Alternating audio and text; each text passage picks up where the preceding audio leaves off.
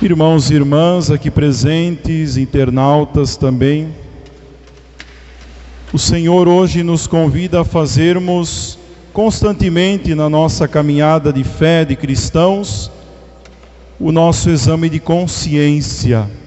Quantas vezes nós vivemos e nem nos preocupamos em fazer o exame de consciência, em ver se estamos caminhando no caminho certo ou se estamos nos desviando do caminho. Muitas vezes simplesmente vivemos, ou como se diz por aí, deixamos a vida nos levar e não levamos a vida em nossas mãos. O Senhor Deus disse a Adão, depois que ele pecou: onde tu estás? Não é que Deus não sabia onde Adão estava, mas na verdade era Adão que não sabia onde ele estava, porque ele pecou. Ele sentiu medo da voz de Deus, ele se viu nu e se viu também envergonhado, se escondeu de Deus. São atitudes, meus irmãos, minhas irmãs, totalmente contrárias das nossas atitudes enquanto seguidores do Mestre. Nós não podemos ter medo da voz de Deus, como Adão teve. Nós não podemos fugir da voz de Deus, da face de Deus, porque afinal a sua palavra, ela vem para nos converter o coração. Por mais que ela nos dê um chacoalhão, nos provoque, tudo isso é para uma mudança interior, é para a nossa conversão. E esta nudez de Adão não é somente uma nudez de roupa, mas é a nudez da graça. Adão estava fora da graça original por ter pecado. Isso causa medo, isso causa fuga. Quando nós pecamos, meus irmãos, quando nós fugimos da graça original do Senhor, o que nos resta apenas é o medo, é a fuga, é o escondimento, é a vergonha. Queremos esconder o nosso pecado, ou queremos nos esconder de Deus, mas nós temos que colocar a cara para bater mesmo, dizer: Senhor, eu pequei, eu não posso ficar assim, eu não quero ficar assim, Senhor, eu pequei, e eu preciso da Tua graça. É ser diferente da atitude de Adão. Adão, como se não bastasse essa sua fuga, quando Deus lhe perguntou: onde tu estás? Adão, ao invés de fazer um autoexame de consciência, ele diz: Senhor, quem me fez pecar foi esta mulher aí, que tu me deste.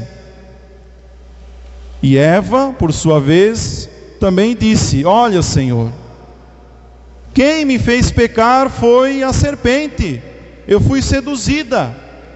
Ou seja, meus irmãos, quantas vezes nós caímos neste mesmo erro, de jogar a culpa no outro, de não nos reconhecermos pecadores, de dizermos que é por causa da circunstância da nossa vida, é por causa das influências que nós temos por fora, como se nós não tivéssemos liberdade de escolha, como se nós fôssemos fantoches nas mãos de outros. Temos que reconhecer o nosso pecado e não relativizar o pecado, não. O mundo lá fora diz: não existe pecado, viva do jeito que você quiser. Pecado, quem inventou foi a igreja, é o que dizem por aí. E por isso que está o mundo como está, porque cada um vive do jeito que quer, não faz questão de ouvir a voz do bom pastor, que quer o nosso bem, que muitas vezes nos provoca justamente para o nosso bem, para a nossa salvação, não para nos condenar. Meus irmãos, minhas irmãs, assim como você, quando está doente, precisa antes descobrir qual é a doença, para encontrar os recursos necessários, como remédios, o médico certo para a devida doença, nós precisamos reconhecer o nosso pecado, para que ali descobramos o remédio para a nossa salvação, que é Jesus Cristo. Não podemos relativizar o pecado, não podemos jogar a culpa nos outros, mas é este exame de consciência que deve sempre nos acompanhar, todos os dias. Senhor, onde eu estou? Perguntar-se para Deus, para mim mesmo, onde eu estou? Deus pergunta: onde tu estás? O que tu estás fazendo do dom da tua vida? Deus diz: o que tu estás fazendo do dom da vida que eu dei em tuas mãos? É o exame de consciência.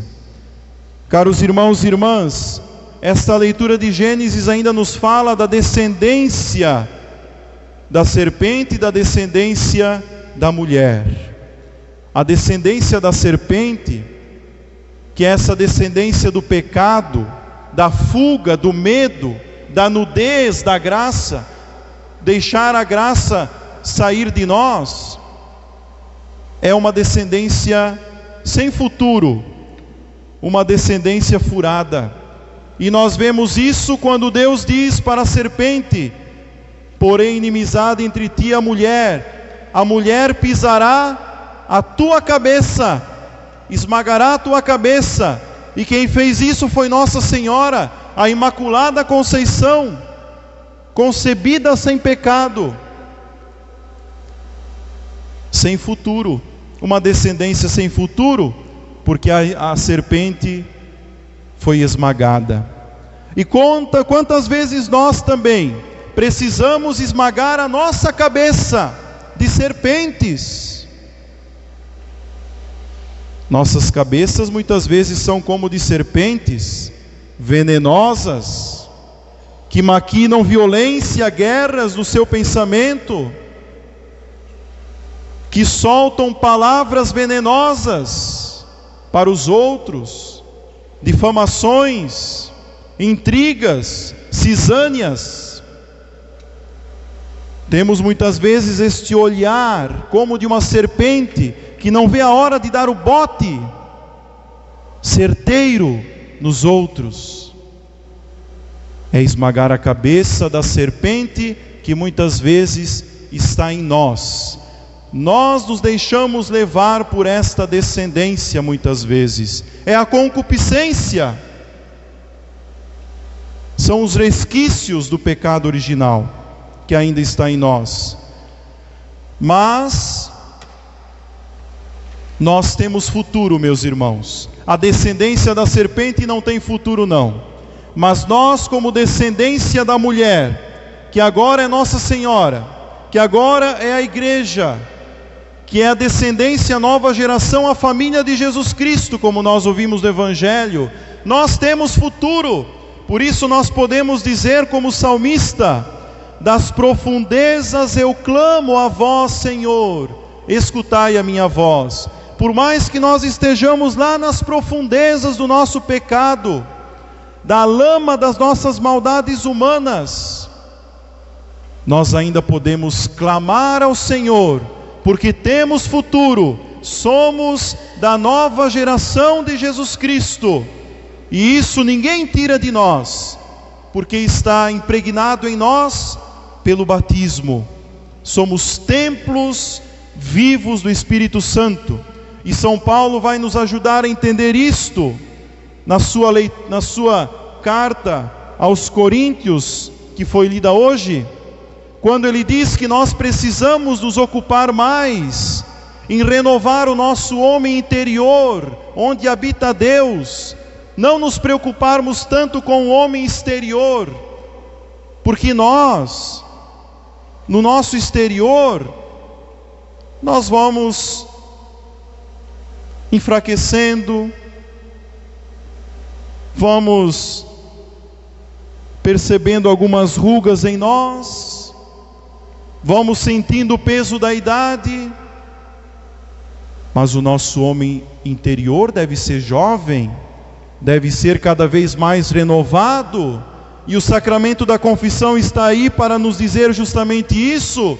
Cuide mais do seu coração. Estamos nas vésperas da solenidade do Sagrado Coração de Jesus, que nos faz lembrar isso.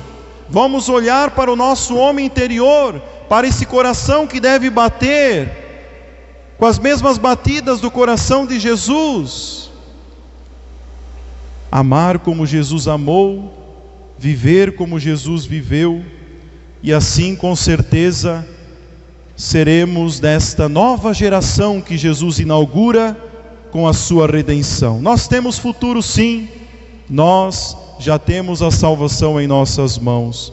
O Evangelho de hoje nos fala, meus irmãos, minhas irmãs, que muitas vezes nós que somos desta geração de Jesus,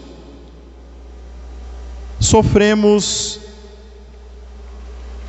desmoralizações, sofremos ódio do mundo. Muitas pessoas, até mesmo parentes, como aconteceu com Jesus, querem nos agarrar, nos impedir de seguir o Senhor, nos impedir até mesmo de vir à igreja, de nos alimentarmos da sua palavra, da sua Eucaristia. Tem gente por aí dizendo, como disse para Jesus: esse povo aí está fora de si, esse povo aí está ultrapassado, a igreja é ultrapassada, é coisa antiga, é coisa de velho. Não, nós somos jovens, nós temos que ser jovens aos olhos de Deus, e Deus olha o coração. É a juventude do coração que a igreja nos ensina a viver, a manter vivo, eficaz. E assim, meus irmãos, seremos da descendência do Senhor, nos manteremos na casa de Jesus, onde os mestres da lei não conseguiram entrar. Apenas os discípulos, apenas aqueles que eram sensíveis à palavra do Senhor. Os mestres da lei, ao invés disso, blasfemaram contra Jesus, disseram: ele está com um demônio. Que contradição, não é verdade?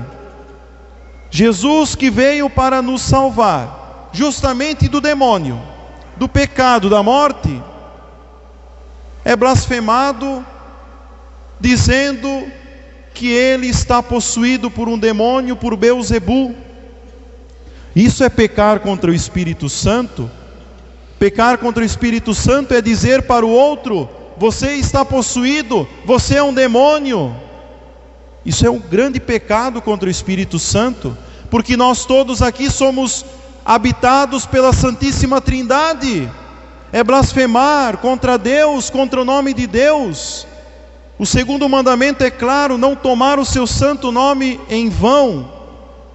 E quando nós dizemos que o outro tem um demônio, ou é um demônio, estamos blasfemando contra o nome de Deus, porque Deus habita ali dentro. Não é o demônio não, nós pertencemos a Deus. E blasfemar contra o Espírito Santo é também dizer, como os mestres da lei: eu me recuso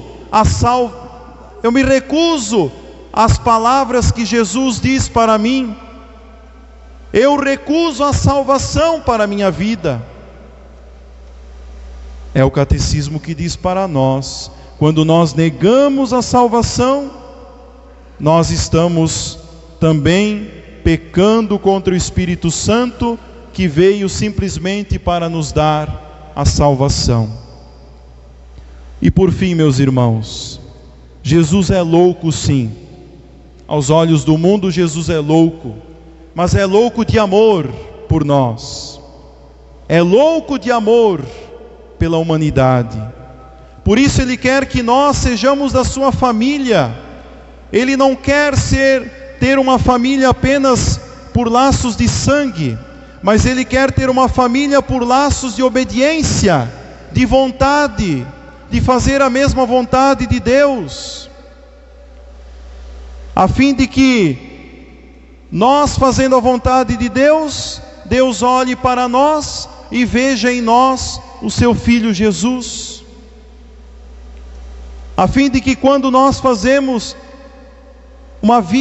vivemos uma vida obediente segundo os desígnios de Deus para a nossa vida, o Pai olhe para nós e veja em nós o seu Filho Jesus. Isso é ser da família de Deus, e nós queremos ser. Estamos na casa de Jesus, viemos aqui para isso, para sermos obedientes a Ele, para sairmos daqui e anunciarmos aquilo que cremos, como diz São Paulo, anunciarmos a palavra do Senhor. Se o seu pai e sua mãe têm orgulho de dizer que você é filho dele, Deus terá orgulho de dizer que você é seu filho, na medida em que você fizer a vontade do Pai. Um instante de silêncio, guardemos esta palavra no coração.